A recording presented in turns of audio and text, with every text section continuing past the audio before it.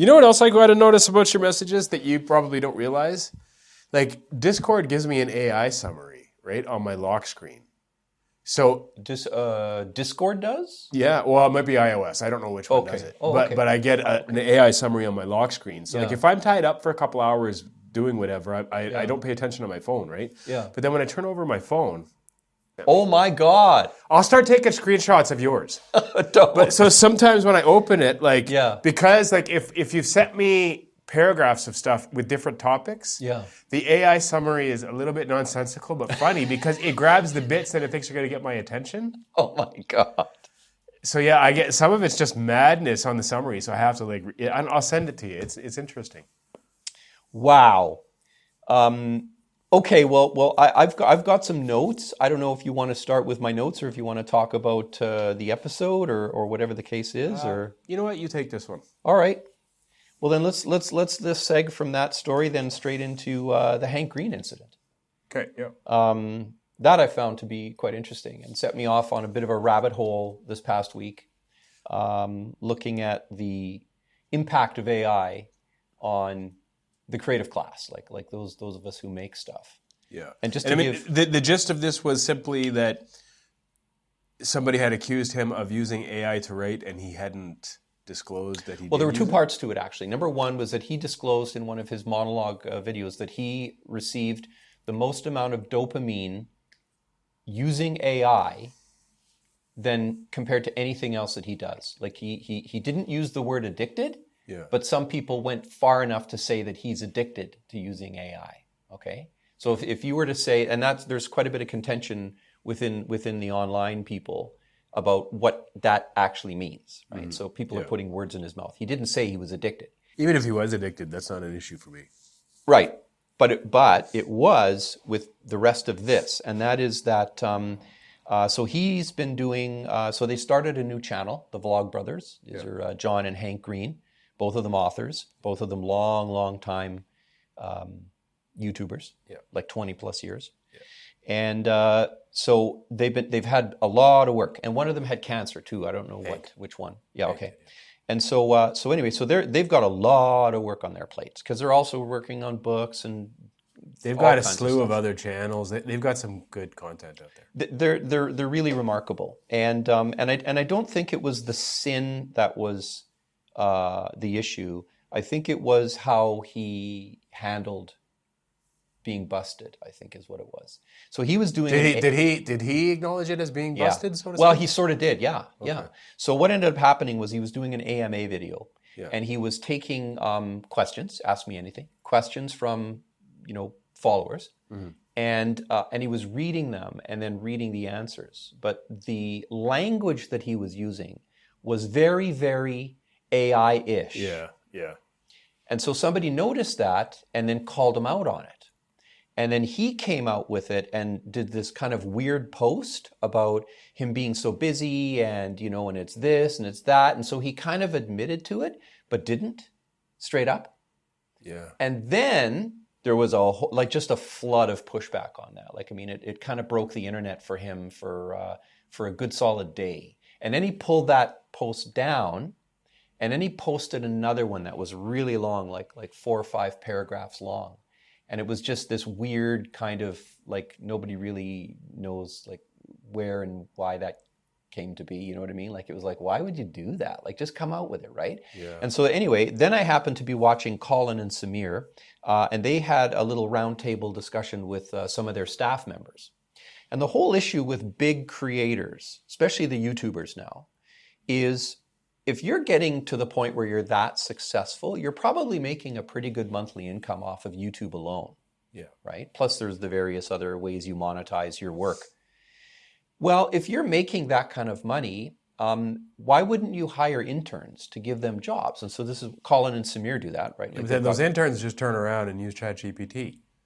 Some of them do, and I guess it depends on what your policies are. As long as it's out in the open, I'm 100% okay with it. If it's so am I. I'm just saying, from the people that are bitching about AI. Well, they also learn from you and then go off and start their own channels and become super successful. But I don't think that's a zero-sum game. I think it's an infinite universe. It's a universe of plenty. Yeah. Right, where it's hey, you come and intern with me, come and apprentice with me, and then go on and become bigger than me. right? It's a little bit like Stephen Colbert with Jon Stewart. Yeah. Right? Yeah. So this is a good thing. They're both happy and they're both making millions. Well, maybe not some of them now, but whatever. Anyway, so that was the thing. And so listening to this debate is what it was about what is and what isn't acceptable to some Gen Xers and some Gen Zers.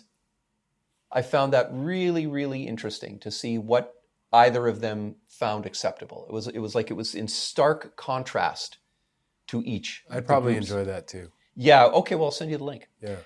Now that being said, can I just ask?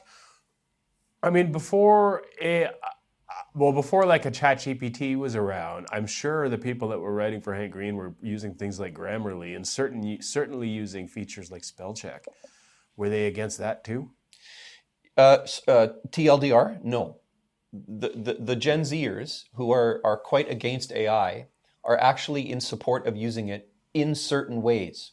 Yeah. But they're also bullish on transparency.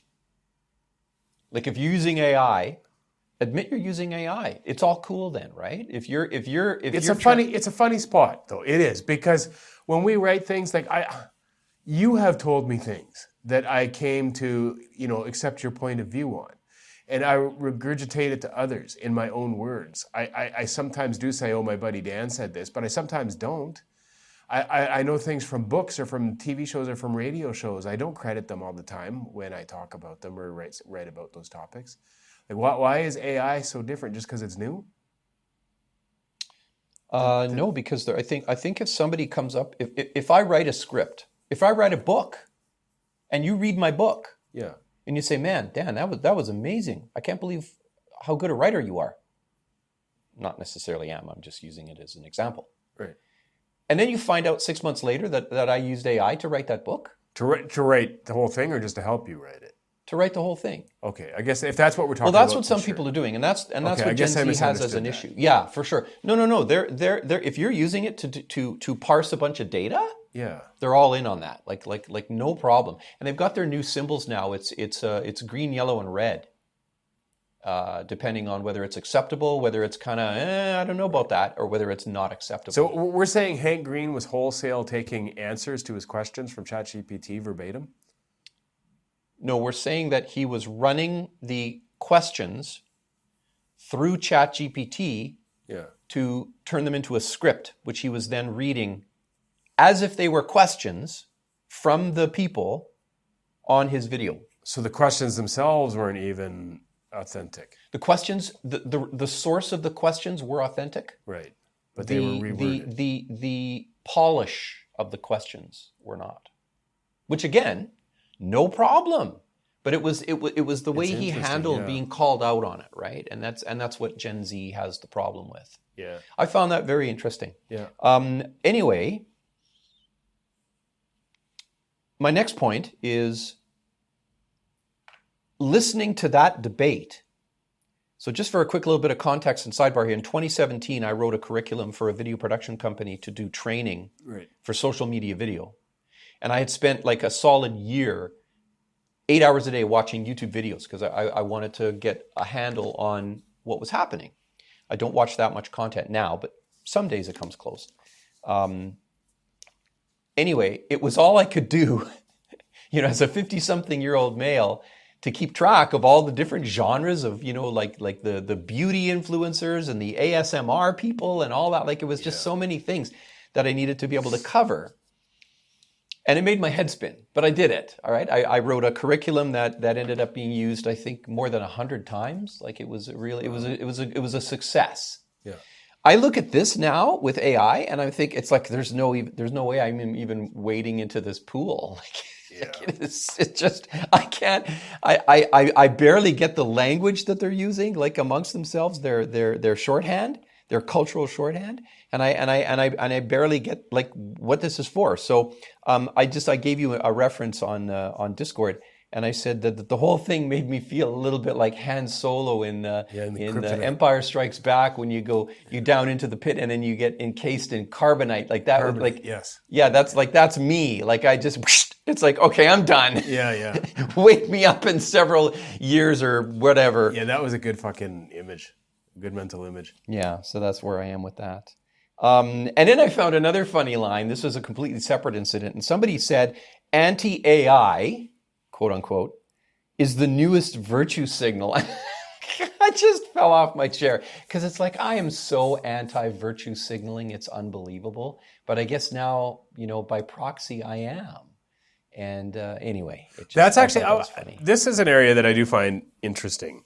And I don't know, I need a moment to try to form the thought here. Like, I'm noticing this with young people, specifically like that 15 to 23 age bracket from what I've come across. They are becoming fiercely AI.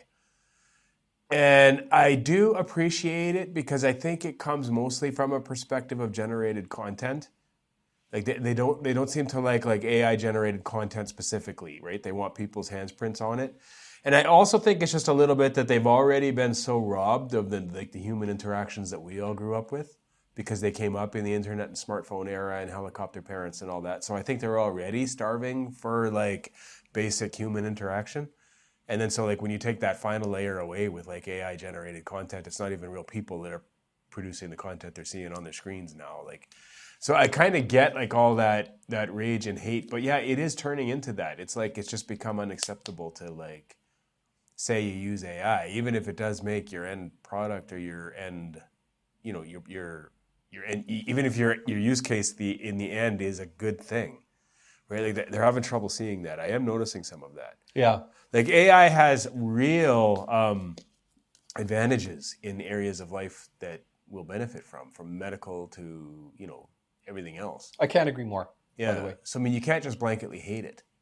And like, I don't know. And like, I use it a lot, this, I use it a lot for like psychological insights on myself. Yep. And it has been a game changer for me. And I have friends that don't use it for that, but they come to me every now and then for like dream interpretation or something else that they're just wanting my opinion on. Yeah. And then like, I'll give them my opinion. They'll find that insightful, but then they'll be like, well, maybe you could run this through ChatGPT, because I admit that's how I get most of it anyway. Right.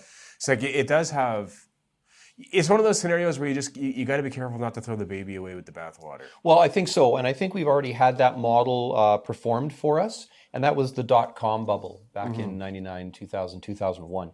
And what ended up happening there was, everybody was investing, millions and millions of dollars into like pets.com, whatever. Or beer.com, whatever. And it formed a bubble. Everybody was all in, and then it popped, right? The bubble popped, burst. Yeah. But what we had out of the .com era was we had all this incredible innovation, this incredible infrastructure that was built for us. And then the internet continued on to become a pretty darn useful thing. Yeah. And some people are looking at this right now, that the AI bubble, quote unquote, is similar in that regard. In other words, don't throw the baby out with the bathwater, as you've said. Simply wait for the bubble to pop, because it will. Yeah. And then realize that in 2 or 3 more years from now, there'll be something there that we can use for in ways that we can't even imagine. Yeah. And I think that's true. I think it's right and true. But what I will argue for is, I guess what I'm avoiding is the bubble. I'm avoiding running around like a chicken without a head, going, we got to be first in line. We got to be first in line, like all that nonsense. And then the other thing is that I'm just so pro transparency. It's unbelievable.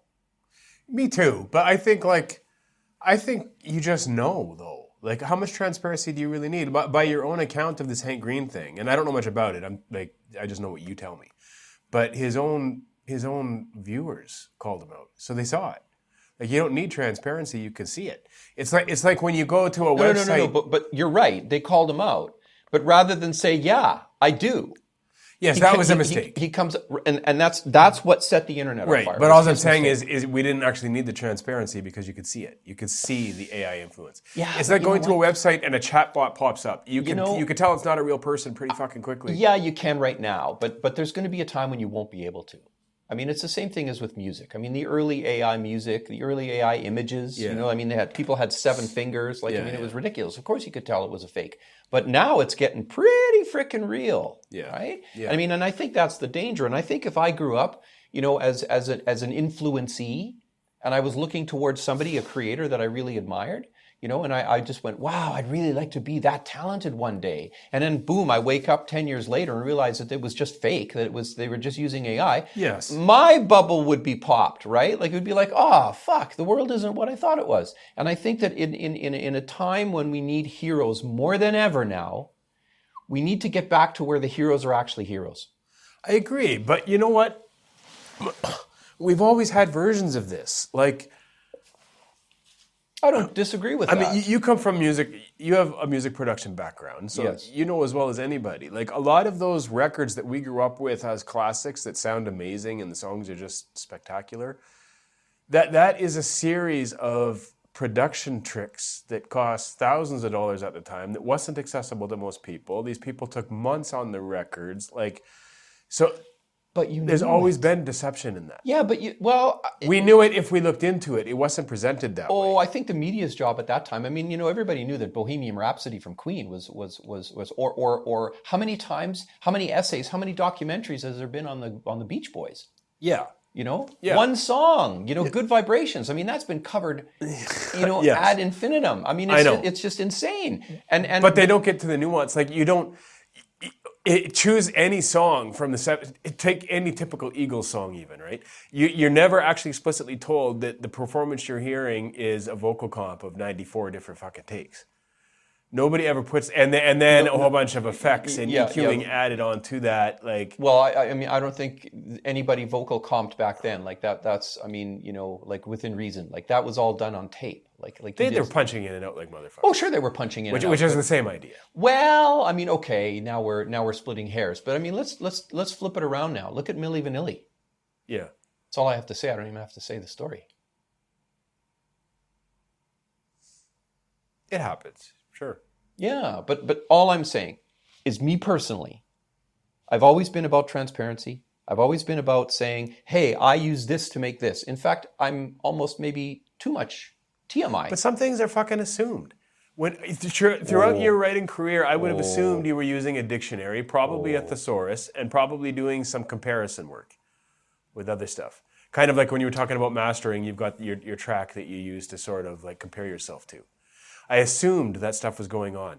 In 2026, I assume a writer is using a chatbot for suggestions and help. I assume it. So all I'll say about that is you may be right. Yeah. That's not the world I want to live in. No, but history is full of that shit. People didn't want to give up their horses either. I don't know. I think that's a little different.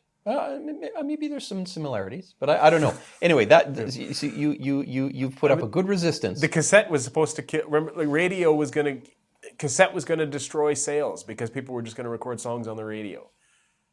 You know, like there's always been Napster did it. Yes, Napster finished what cassettes were. And it does happen. I'm just saying, old people bitch about the world. My grandfather would not get a debit card to save his life, a bank machine card. He wouldn't do it. Yeah. And his own daughter, worked in a bank. I tried to talk him into it. He wouldn't do it. Like we just, it's my 23 theory. You know, we there's a way we understand the world, and we resist the change. Yeah. But even if you do that, though, you have to admit, at 2026, you're being a little bit naive if you think writers aren't using a chatbot, whether they acknowledge it or not. Well, okay, but I'm not 26. So I mean, no, I meant in 2026. Oh, in 2026. I see. Yeah. I see what you're saying. Yeah. Okay. Well, I mean, yeah. Okay. All right. Okay. This is a real sore spot for me. New topic. Okay. And this goes back to previous conversations we've had about ads, about advertising, the advertising. This is something I don't think about enough. So yeah. What I have noticed now in listening to, so I've kind of taken my podcast system, and I have a spare phone, and I've got the podcast app on that phone, and when I crank it up, it sounds like an old transistor radio cranked up because it's it's overmodulating the little speakers, there's a certain comfort to that, as a matter of fact. Yeah. And I can hear it anywhere I am in the suite. So that being said, I crank it up, but when I crank up the content to a good level, when the ads start, they're louder. Oh, like by twice as loud. Like it's like they've maxed it out. I want to get into LUFS right now because that's we don't need to go there. Yeah. But it's like I can't get to that phone fast enough to bypass those ads. Now if they were the proper volume, I would listen to the ads because that's the era I grew up in. But I would also give the ad revenue to the people who are making the podcast. I'm willing to make that deal. Yeah. But when you're destroying my speaker every 12 minutes because you're running 4 ads that are blasting it, I can't live with that. And it destroys your enjoyment of the podcast too, because your ears acclimate to the risen volume. It does. And then when the show comes back on, you're straining to hear. It does. Yeah. It does. I agree. Okay. This is another new topic. I would like us to have a moment of silence for Kijiji communities. Yeah, I think I've already sort of done that, but I'm with you. Kijiji is dead. Yeah. Kijiji is a dead mall. That's my my analogy. Yeah. Yeah, it's done. It's done. Oh, all right. We met through Kijiji. Yeah, we met through Kijiji. Yeah, you put an ad for producers. Yep. And interesting things. And of course I had, and it wasn't that I was looking for it at that time, but I was running an RSS feed on a Linux box at that time. And so I had all of the various topics that I was interested in, especially the fringe ones, like artists, musicians and dancers would be one category. Yeah. And I just had them in an RSS feed. And whenever something would come up there, there would be a little bing and it would flash red, on this little Linux box. And I would be able to go and look at it. And that's what happened with yours. Yeah, and, that's neat. And so we met and have become good friends and partners in a lot of little enterprises here.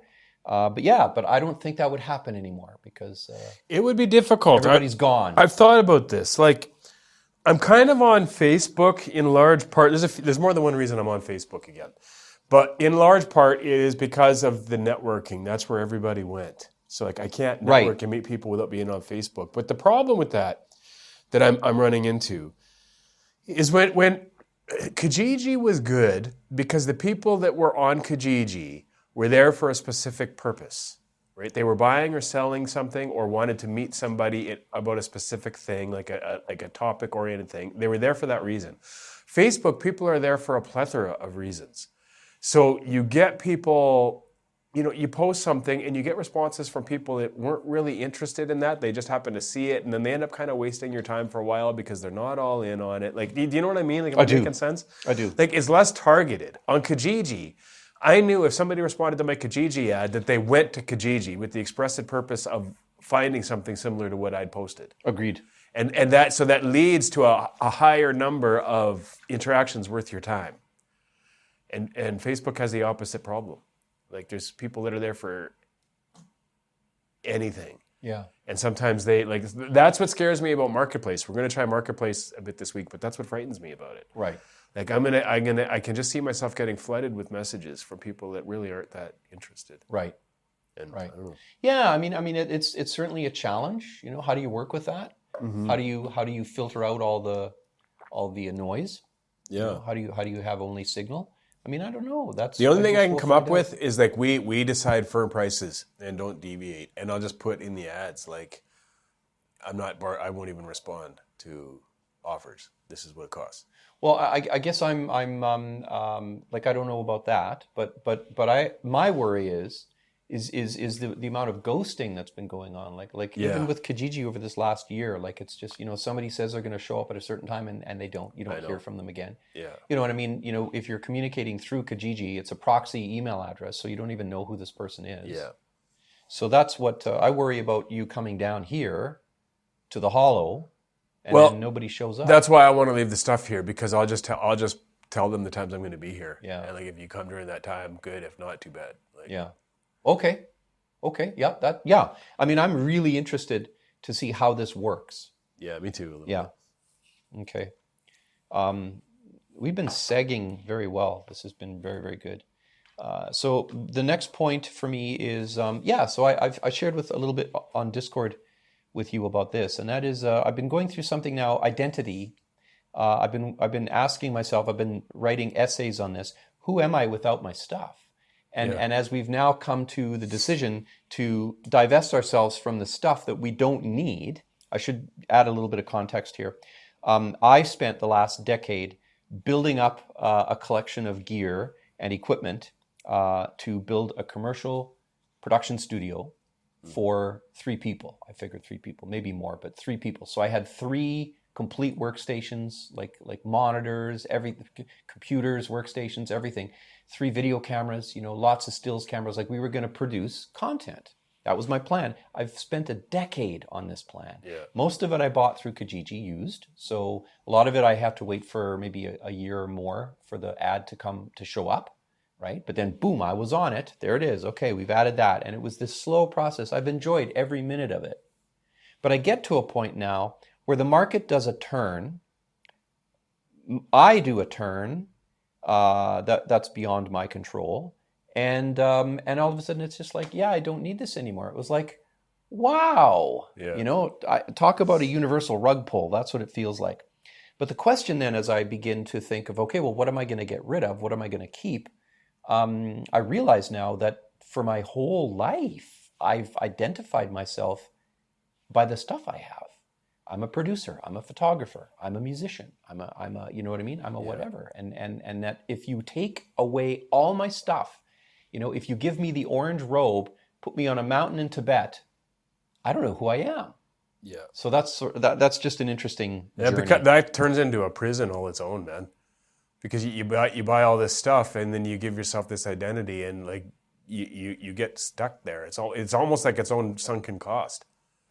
Right. And I think that is, but for me, since this was so considered, and it was a lifetime of this isn't like, when I'm 50, I decided now that I want to learn to fly airplanes. Yeah. This is who I've been since I was 19 years old and earlier. I'm the same way with songwriting. I feel the same way. Right. But what I'm trying to say though is that if it was a prison, it was really comfortable. I was okay being a lifer if it was a prison. And I was comfortable with my stuff. I knew how to use my stuff. I could work and make things without thinking about stuff. And that to me was a certain amount of freedom. I mentioned to you I'd reached a critical mass of gaff gear, right? The grip gear, like that for like doing lighting and electric and all that kind of stuff. Yeah. That I could connect anything to anything, support anything with anything. I had every possible adapter and doodad and whatever that you could imagine. So if I wanted to build a rig for a camera that would do X, I could go. You got there. I could go to my stash and I could find the right pieces. You've proven that to me. The number of times you've had some knickknack that we needed. Yeah, when I realized I'd reached that critical mass of stuff, I was so happy with myself. Like, oh my gosh, I don't need Memory Express. I don't need Vistec. I don't need any of these places. It's an achievement. But it is a prison. Like you kind of unlocked here, I think, one of the things about human nature that fascinates me. We all walk around talking about how we want freedom and options. We don't. We want a comfortable prison, our own one of our own making. We really do. We want that. We take it as security, but it's not even really security. It's more like just consistency. We want to wake up to the devil we know. And I really believe that. And that's at the heart of it. It's especially when you're creating stuff, because creating is a vulnerable process. You're exposing yourself to the world, even if it is a little cloaked. Even if people don't exactly understand what you mean, you're exposing yourself to the world. It's a very, very scary thing. And it's easier, it's safer, it feels safer to tie up that identity in gear and processes and theoretical things than it is to actually put it out there. So I think for me, that's been kind of part of the problem too. Instead of actually recording shitty versions of a song by just point and shooting an iPhone at me and playing something that I've got and I'm working on it, posting it publicly, that's scary as hell. But spending 6 months setting up a studio, same identity, less scary.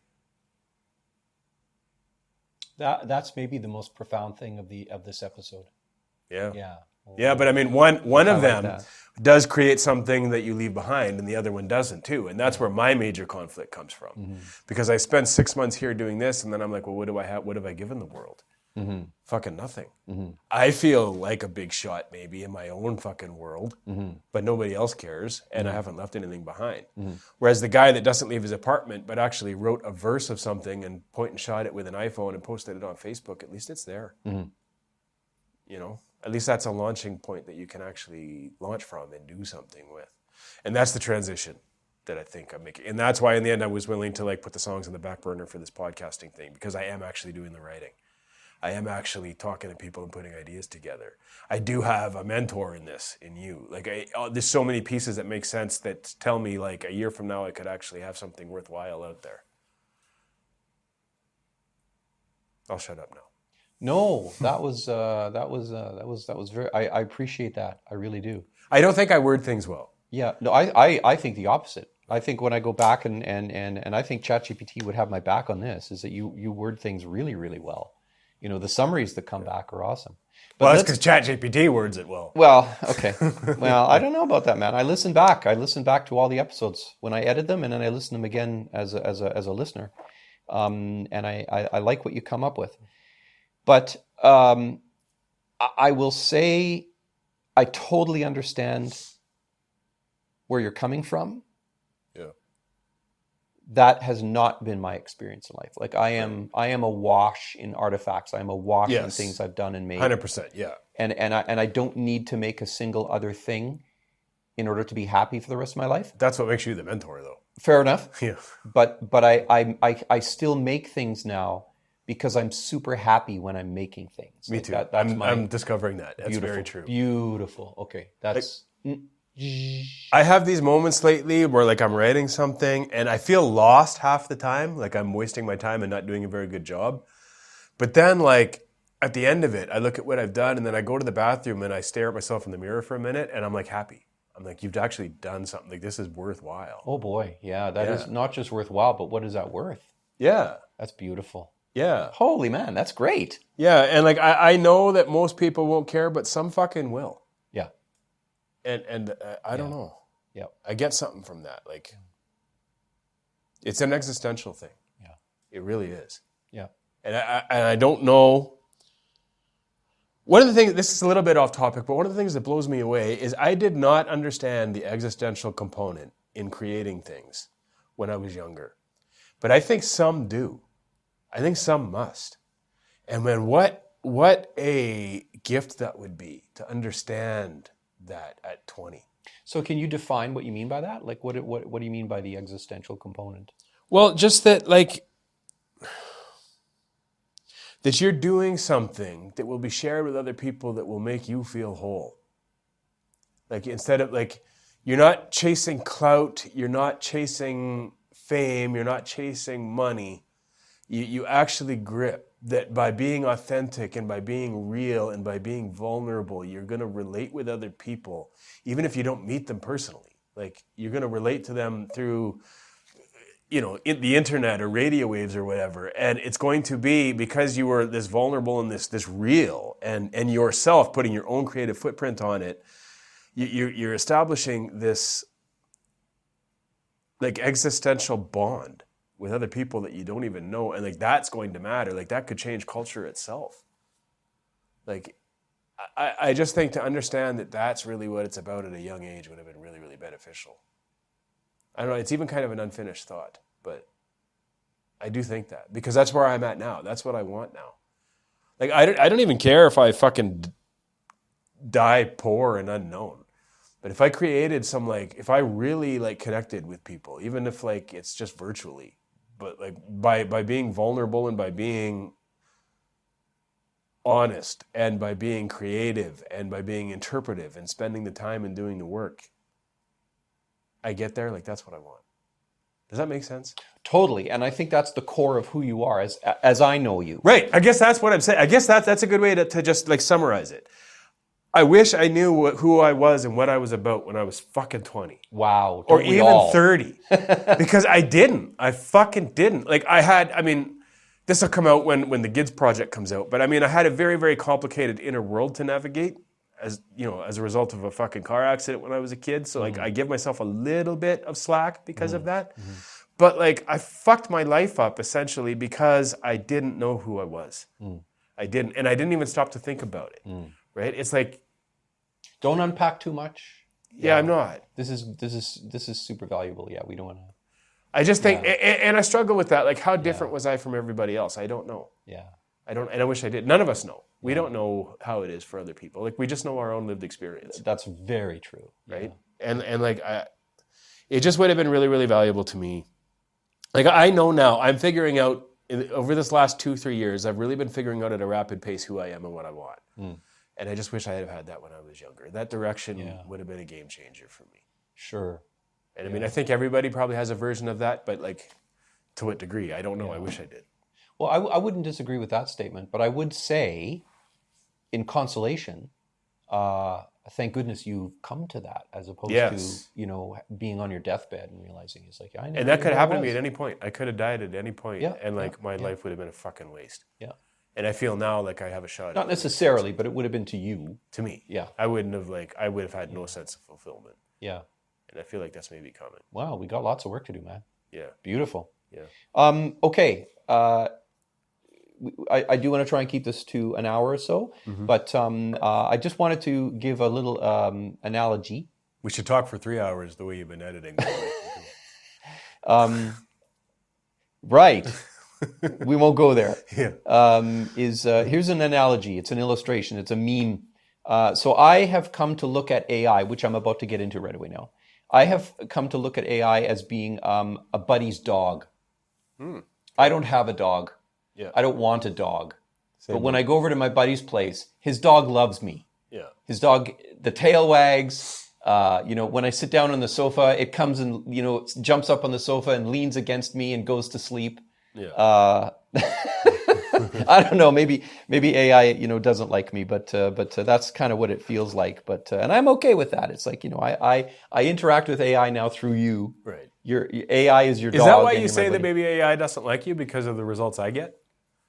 The reason I ask. No, I say AI doesn't like me because AI isn't a person. Like I'm personifying AI. So it's not that our assessments from ChatGPT are like. Oh no! I'm going to get into that right away here. I worry about that. So this is the please don't. I had to give AI a little message through you, right? It's just like, okay, no. I like my constructive criticism. Yeah. A little rough, and I do. I don't like the that was really good. I don't ever want to hear that again. Yeah. What did impress me though was this last review. And to be transparent, we use AI not to create our scripts or not to come up with content, but to evaluate what we've said to help us with the mining process. If there's anything that can be gleaned out of any of the patterns we've missed, AI will probably pick it up, and then we can make an assessment of that and either move forward with it or not, or just use it for general knowledge. And it's been infinitely valuable. 100%. About that time. Okay. So, and so then to that point, in the assessment of last episode, one of its notes to you was one small criticism. You occasionally talk about ChatGPT as though its suggestions represent a single fixed editorial philosophy.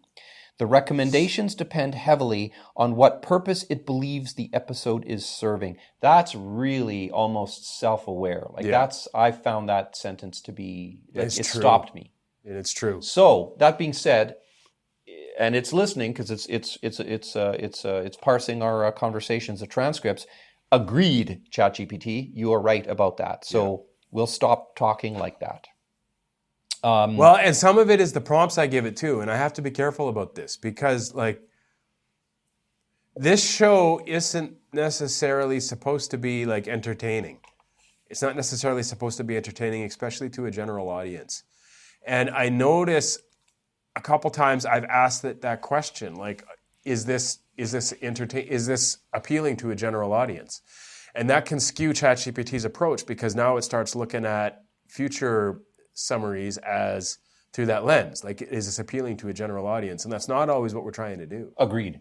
So you have to be really specific with the prompt. You have to take the time with the prompt and say. Agreed. Yeah. Agreed. 100%. Yeah. But again, in the light of transparency, that's how we use it, and it's been good. Speaking of saying things again and again, its note to me was on the last episode. He does hedge and repeat himself at times, but not enough to become irritating in a short episode. And I thought, damn, like I've struggled with that my whole life. I was in Toastmasters for a number of years and ended up representing Western Canada in the semifinals of the Worlds. Yeah. And I thought I had lost that impediment, that repeating myself. But I guess it's come back now. So that's my note to myself. I don't know how much I care about that stuff. You know that? People take things different ways. I had a friend, died last year, but I did some podcast recordings with him years ago. And people got annoyed because he would take long pauses between his thoughts. And that became an issue. Everybody was bringing that up. But to me, it always struck me as thoughtful. Yeah. And conveyed. Because like if you ask somebody a question and they stop for a little while and look at you, you kind of take their answer as more thought out. You give it a little bit more credit because you watch them take the moment to fucking think it over. I agree. We don't have enough silent space in between conversations anymore. Right. Everybody's fighting for that dead air. Right. And all these podcasters will chop that fucking dead air out. Yep, true. And I don't let AI do it. Yeah. Yeah, and I don't know if that's... In fact, one of the trends over the last 10 years now is to edit in such a way that there are no breaths. So there's no way to stop watching something until it ends because there's no natural And the human brain can't cope with that. Correct. We're just so fucking impatient. Yep. But the human brain doesn't like that. Yep. Or addicted. And then we lose... Our brain takes the time it needs to process what it needs to process, which might not even be related to what you're listening to, so you zone out. Yep. And you've got this nonstop monologue coming at you, but you've zoned out because you remembered something from the Safeway yesterday, and you're thinking about that for a little while. In essence, you've nailed it. And that's my last point, actually. I'm going to talk about that. It's fantastic, man. Well done. This is going to be a heck of an episode for ChatGPT to go through. I'll tell you right now. Wouldn't want to be ChatGPT. And so then it talked about our partnership, and I thought this was really interesting. It says, Dan tends to recognize process, structure, and transitions. You tend to recognize human material, emotional significance, and possible stories.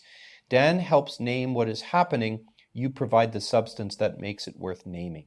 Oh my God, I want to tattoo that on my arm. I love that. Because everything it said that you did, as soon as I hear that, or all the things it lists that you do, those have been my problems my entire life. Those are always the things I was missing. Yeah. I was always missing the structure and the follow through and the transition. Like that's the stuff I've never had. Yeah, you've shared. Yeah. Yep. So I'd love to hear that. I'm just mentioning this as a transition to the next point. It says weaknesses. It said the episode is very short and ends abruptly. So the reason for that it was short. is because I cut out almost half of the episode because we shared some stuff that we shouldn't have because of the coming projects. And then once I cut that, there was no place I could cut back into that conversation. Yeah. That would have made sense. Yeah. So as an editor, I was forced to leave it out. And that's what ended up there. So yeah, I totally agree with that as well. Brilliant. I don't know where we are timeline-wise, but I just wanted to go over this one more thing and then open up the floor. But what I've found, I know that there's some millennials and certainly Gen Zers out there who can input and process more than one source of media. They can watch a television show, Netflix, they can read a book, and they can stream music all at the same time. Seemingly. That's the, I'm glad you said Seemingly. that. Yeah. I cannot. I can only handle one input source at a time. Yeah. If I'm listening to a podcast and I try and read an email, like there's already smoke coming out of my brain. Like it's just, it's violent. I don't like it either. But there are things, like I'm sure you can drive and listen to a podcast. That's where I was going with this. Yeah. So you can have an input and you can have an output. I'll give you an example. If I'm listening to a podcast, I can work in Affinity. Yeah. I can work on graphics. I can make. I can cook. I can wash dishes. So I can be productive output-wise. As long as you're doing things that you kind of know how to do on autopilot. Well, yes and no. Like I can think, I can create images while I'm listening to a podcast. And you're sure the creating images doesn't suffer? Full duplex is what we call it, right? in IT world, full duplex, is fully working with me. But you're sure that neither one is suffering because of the other? Positive. That's interesting. Positive. But if I'm watching a video, I can't do anything else. Yeah. So it depends which channel is coming in. And that's where I'm going with this now. So podcasts, you mentioned in one of our Discord messages that you hope that we're entering a new golden age of podcasts. Yeah. And I think we are. But I think that golden age is going to fork into two, or split into two different camps. Very, very different camps. There's podcasts made with video, and there's podcasts made with audio. The video demands a captured audience. There's no other way to consume a video podcast unless you shut the video off and just listen to the audio. Yeah. Right? In which case then it's part of the second camp. The audio podcast, however, allows the input and frees you up to do those lower level things like driving or doing dishes or cooking or processing photos on a screen. So the video camp demands a captured audience, which I think is the way most of the world is going. Mm-hmm. The audio podcasts allow a freed audience. You are now freed up to do other things while you consume the spot. And I maintain, this is another hill I'm willing to die on, I do want to be part of that camp, the freed audience camp. Me too. I want to create content that can be consumed while you're being productive in other ways. Yeah. Yeah, I'm with you. I'm already there.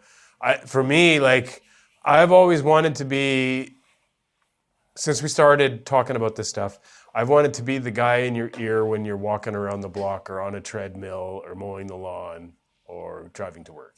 Yep. That's what I think we should be targeting. Amen, brother. Yeah. So this needs to go into our manifesto, our MO.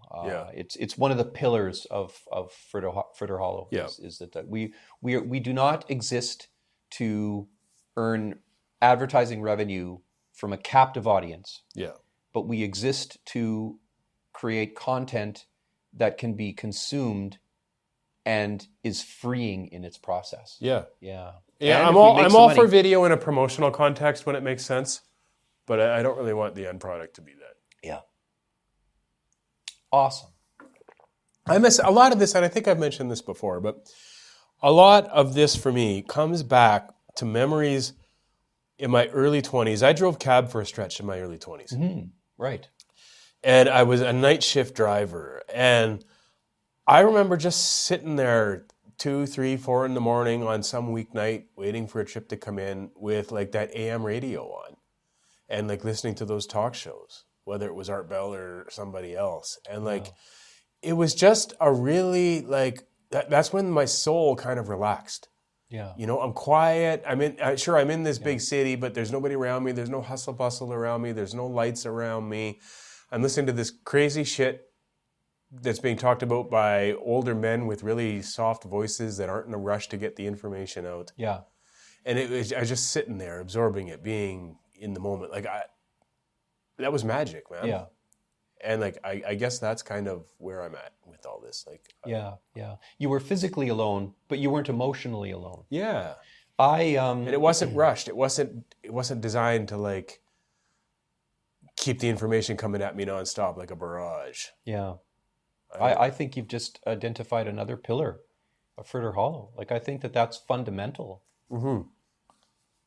Sean Tucker is a YouTuber who's a photographer. And he wrote a book several years ago now called Meaning in the Making. And I love that. I've just recently lent it out to a friend to read, but I've gone over that book 3-4 times now. It's full of my pencil underlinings and little sticky notes and stuff like that where I can find stuff really fast. I've photographed some pages so that I can bring it up quickly.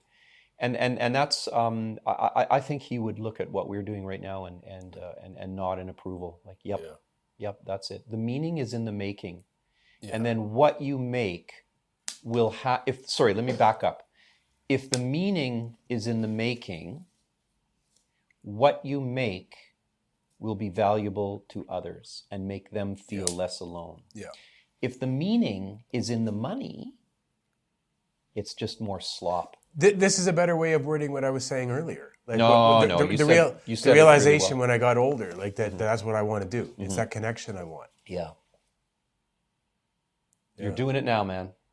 You're doing it to me, and you're doing it to others. There's like, we have like maybe five listeners of this podcast at this point. Hello, 5 listeners. Why do we protect our vulnerability so much when we're younger? Like, why do we do that? What a fucking hindrance to everything. Are you kidding? The trauma of just being born. Like of course it takes several decades to get over that shit. Yeah. Think about it. Yeah. Yeah. I don't even want to go there. Like, philosophically or spiritually or, psychologically. It's just, I have a lot of grace for people who don't figure shit out until their last half or their last quarter of their life or whatever. Well, so do I now because I'm one of them. Yeah. But yeah, I just, like, what stops us from, like, this is just a theoretical, right? This isn't a real world example for me at all, but just a theoretical.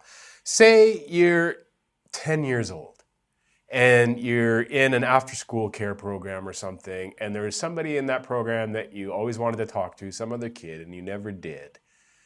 And then all of a sudden, 40 years of life pass, and you're 50, and you just fucking think about them. And you're like, I'd kind of like to talk to them. What stops us from, like, phoning them, from trying to get their phone number and reaching out and cold calling? Programming. Yeah. Yeah. I think I want to break through that a little bit. I think in my own ways, I'm trying. Yeah, I think you are. And the other thing, too, that you do really well, and I will tell you, by the way, if I see this turn, but I think you're using all the available technologies as well as you possibly can, and in that spirit to that end. That's what you're doing. I'm watching you with everything that you learn how to do. It seems to be working towards that end. And I got to give you kudos for that, man. That's impressive. And I'm also, like, with AI, to be AI specific, thank you for that. But for AI specific, like, we talk a lot about how we don't use it to generate content, but that's in the context of what we're trying to do here with these shows, right? Like, there are times where I'm all about it now. And the reason I separate it when it's like, if it's just raw information, like for our business website, not me and you, but for like the business I've got with my girlfriend, that website, when we create it, is just going to be 100% fictional for information. I have no problem with ChatGPT generating that. I'll give it the photos and say, tell the people what we do and how they can get a hold of us, because that's the only fucking purpose of the website. Like, people aren't going to come to that website and say, in this particular industry, I'm going to use these people because they took the time to be really, really thoughtful about their bio.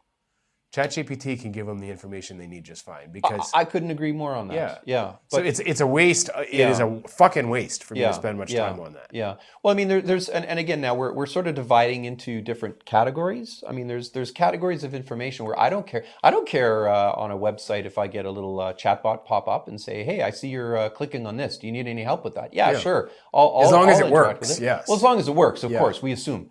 As long as your website isn't full of mishmash. Yeah. It's like, I don't understand, what language is this? This isn't even ipsum lorem, you know what I mean? Like, I mean, if I'm going to a website because I want to find out what time a restaurant opens and see what they have on the menu. You don't care if it was made with AI. Yeah, I don't care as long as it's correct. Right. Right. Well, I mean, that's a whole other topic, right? There's a lot of that's not right out there. Yeah. Which didn't used to happen as much with people. Yeah. But regardless, we'll get through that. Yeah. Yeah, that's it. All right. What anything else at this point, or? Yeah, I just want to say kind of an experience I had this week with the so I'm working on 2 different potential. Well, one's not potential. I'm working on 2 different podcast projects that are going to come out next year. Right. This week, I really hit a point where I realized how real it all is. And I think that's to do mostly with the GIDS project, because I basically half done the rough drafts now of like the entire story. Right. Like, I'm wrapping up chapter 4. Congratulations. It's a planned 8 chapters. Beautiful. Yeah. Like, it's actually, it almost feels like there's a moment where you realize that you really can't stop the train quickly. And if you try, it's going to be fucking disastrous. So it's best to just let the train go at this point.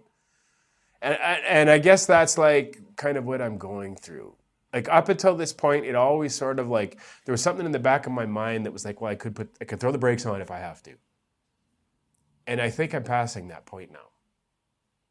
I've had kind of that realization, like this is, I don't know. And like when you see a story half written, like when it's actually at the halfway point, like I myself, it's so interesting. Because like when I set out to write, when I didn't have anything, when I didn't have anything on the page yet, when I first started to write, you don't really know what it's going to look like. Like you have a general idea of the outline in your head. Very true. But when you get to the halfway point, you've set a number of things in motion that need to get wrapped up, and you have what's in your head that's still coming. And to just see that, like, I'm not... I get exactly what you're talking about. Yeah, like you start to see, like, I myself am at a point where I want to see what fucking happens. Mm-hmm. Because writing the first 4 chapters, I ended up writing a lot of things that I didn't fucking see coming. Yep. Because you think you know your story, but when you're forced to actually put it into paragraphs, you're forced to tell the story in a way that somebody else can understand. And that does change the way it looks on the page. It does change the way the story even gets presented. Amen, brother. And it almost makes you feel fraudulent. The number of times I've had to fact check something with ChatGPT, and I'm like, is this consistent? Like, because you just don't think, like, when we think of our own shit in our heads, we don't have to have it in a presentable way. Yep. And when you're forced to put it in a presentable way, it forces you to lay it out in a way that's like surreal. It's like, was this even me? Yep. But it was. So because I went through that, for the next 4 chapters, I'm like, I'm kind of excited to see what this looks like. Right. Because it's, unless you've been through the process, and I know you have somewhat, so like I could talk to you about this, but yeah, it's very fucking weird and exciting. It's like, it is, yes, I'm writing a show, but I'm also fucking watching it for the first time as I'm writing it. I don't know. And then it's like, I've really been warming up to your editing process. Like when you described that when you first read it, you'll be writing down questions that you think need to be answered, or like things that irked you or whatever. And I'm actually getting excited for that. Like I can understand. I think it's going to end up with basically like a rewrite after that. But that's the point. Moderately. Yeah. Yeah, like it's not going to be like, it's not like a months-long process. It'll be fairly quick. And it's freed me a little bit too. Yeah. Because I'm not worrying so much about water tightness. Yeah. Yeah. Because I'm like, oh, it'll get fixed up later. It's better to have it out there for now. Yes, it's better to get it out fast as you can. Yeah. Is what I mean. Like don't rush, don't chop off the process. But just write that first draft, like just let that shit fly. Yeah. Right? And then let a proper editor come in and go say, hey, this made sense to me and this made sense to me, but I don't understand why this. And then boom, you fix it instantly. But it would take you maybe months to try and figure out that continuity on your own. Yeah. Waste of time. Yeah. Yeah. Yeah, and it's so like, my own psychology is such an important part of this whole project. Right. And that's very fucking hard, because when I'm writing about stuff that happened 20 years ago, I didn't have the lens I have now. That's right. So I'm trying to disregard that as much as I can to like describe what it was like in the moment. Yeah. But that's very, very, very difficult to do. Yeah. Like it just is. Can I ask you a really, really personal question? Yeah. Throughout this process, are you weeping? At a couple points. Yeah. Yeah. Yeah, for 2 different reasons. It really drives home what was lost, like what I did lose. And when you're in the moment, like you fight that shit off because you have to survive. You can't just collapse. Like you can't do that. You've got to survive. And it creates a veneer of toughness that you yourself come to believe because you need it. Because you fucking need it. And when you revisit something 20 years later, it's a little safer. So yes, there is some of that. And then, but most of it is, and I talk about this when I'm writing at places, most of it is because I have a kid of my own now. And it's a different thing when you're looking, like when I think back to myself and think that this happened to me when I was 12 years old, or this happened to me when I was 15 years old, or this happened to me when I was 17 years old, I see myself kind of as an adult. Like, because I always felt responsible. I always felt like this is how I should be. You know, I've got to toughen up. I've got to do things this way. I've got to present this way. But then when you look at somebody else and see what a 12-year-old really is, and imagine what happened to me happening to them, especially my own daughter, that rips me apart. Right. Like all of a sudden I can see how bad that was. Yeah. Right. Whereas before, you know, with me, I expected more of myself. Okay. And I think we all do that. I imagine we all do. We all, at any point in our lives, expect more. Like we want to be better. Mm-hmm. Does that make sense? It does. It does. Yeah. Yeah. I am interested in the process, though, in your process right now with this project, in that. Another really trippy thing that comes out of this is like every few days I will disclose something in the writing that I never thought I would disclose ever. Right. Yeah. And that's very fucking scary. Yeah. And then like I go to bed that night thinking I got to take that out. Like I can't publish that. Yeah. But then like I warm up to it over time. And then it's like acceptable. I'm like, okay, I can do this. That's your courage. But then it happens again. Yeah. Yeah, it loops. Yeah. You're getting stronger and braver with each idea, with each thought. Yeah. Yeah. Yeah, you're right, it builds. Yeah. And then you'll be unstoppable when this is done, man. It'll be unbelievable. It's already sort of happening. Like I'm already able to do things socially that other people generally don't do. I'm already noticing that. Mm-hmm. And it is just taking these little steps. It's like you take this little step that scares you and then you realize you survived. Mm-hmm. So you do it again and you keep going a little further and then eventually people start saying things to you. They're like, well, I could never do that. Mm-hmm. Like I kind of admire you did that. I could never do that. Or I'm happy you did that. I've had that. Right? I've had people say like, I'm glad you like reached out or said this because I don't think I would have. Yep. Like, yeah. But, I mean, that's also what could take me off a cliff, right? Like I could end up releasing too much and end up there is that danger. And wanting to kill myself or something. Well, I mean, they're you know, yeah. I mean, it's not a sterile environment. You're not in a lab. No. And as soon as I release it publicly, as soon as I release everything publicly, I'm there. Everybody gets to bring their own interpretation to it. Absolutely. But remember again, and I know I keep bringing this up. But this is a process. There will be a vetting process in this, and there will be a kill switch at the end. So it will surprise me if what you publish will have serious backlash. Like I think we will have considered all of that. I hope so. I'm not saying it won't be negative. Yeah. I'm just saying I don't think it'll be catastrophic in any way, shape, or form. And the amount of good that it will do will far outweigh the... I hope so. Yeah. And I hope that kind of sways the way that I feel about it internally too. Because like, you know, this is a big disclosure. I really don't care what the world thinks. I care about what a small group of probably about 10 to 15 people think. And most of those people I haven't seen or talked to in 35 years. But I really, really care. And like it will bother me if anybody in that group like rejects the story as like false or brings their own interpretation to it that isn't what I think it is.